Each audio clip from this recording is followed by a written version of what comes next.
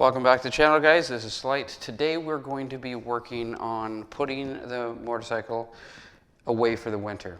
Okay, up in Canada you have to store motorcycles.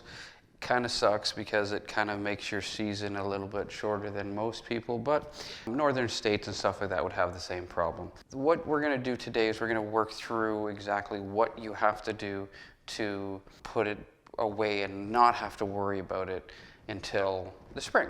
And if it's done properly, you don't have to worry about anything. First things first, you have to go and get premium fuel. The reason why I say premium is because you want zero ethanol content in the fuel. In Canada, they say you have up to 10, sometimes up to 15% ethanol.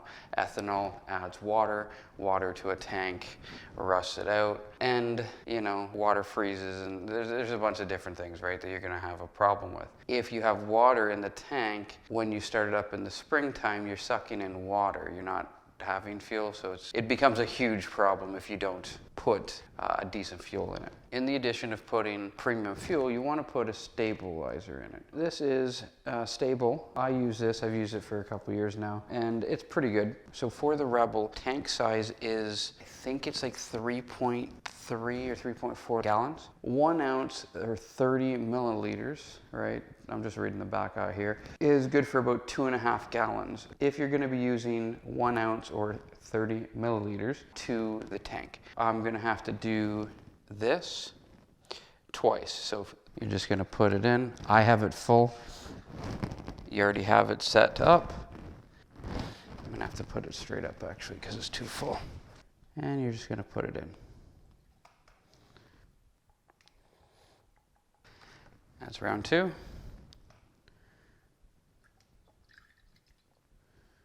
You're going to turn it on, you're going to run it for a little bit. Once you run it for a little bit, then you're just kind of mixing up that fuel, so then it's in the fuel lines and stuff like that.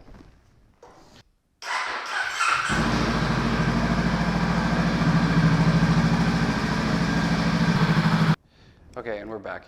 So basically the reason why, again, you're going to be doing that is to kind of make sure everything mixes up and it's through the fuel lines as well.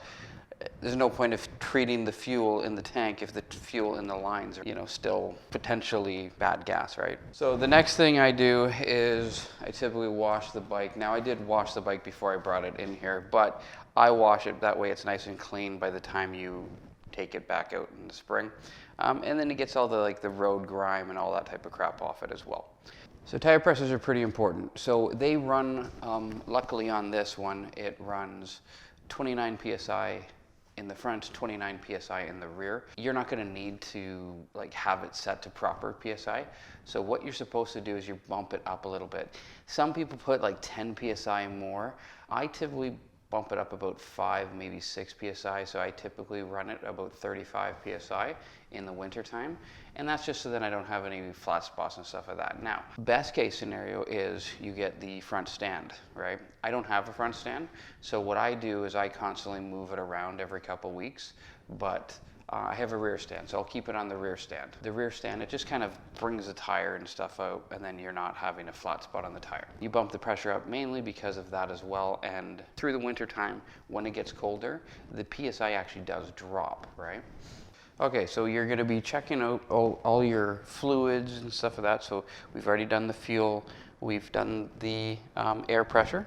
If you're pretty close to doing an oil change, do it now. If you actually have just done the oil change, like a week or 2 or 2 weeks ago, depending on the kilometers, you should be okay. The way I see it is an oil change is one of the cheapest maintenances you can ever do to the bike, any vehicle in that aspect. I just did the oil change a week ago, so I'm not going to redo the oil change, but that's when you would be doing that. You're going to be checking all your fluids, oil, coolant, right?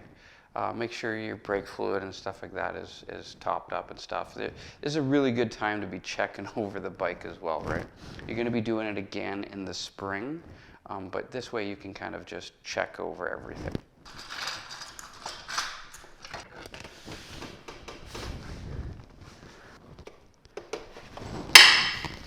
So that's the rear stand.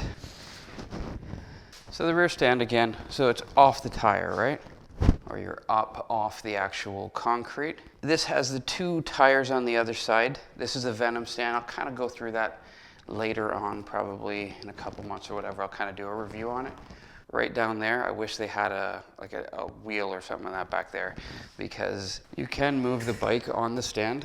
Unfortunately, because there's no wheel back there, you're just going to grind out where that tube is. At this point, you have it all up. You've checked all the fluids. The next step would be to do your chain maintenance, right? Pretty simple.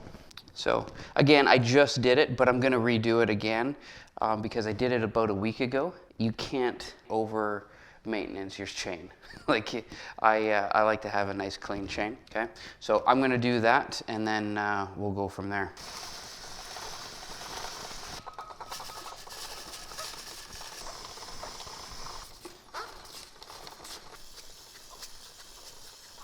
We can go and move it into position. I put this closer to the house.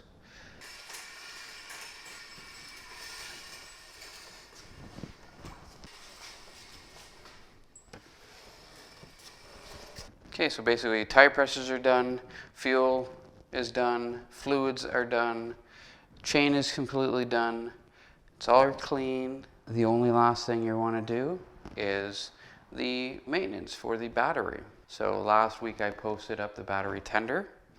That's when you're going to end up putting the battery tender on.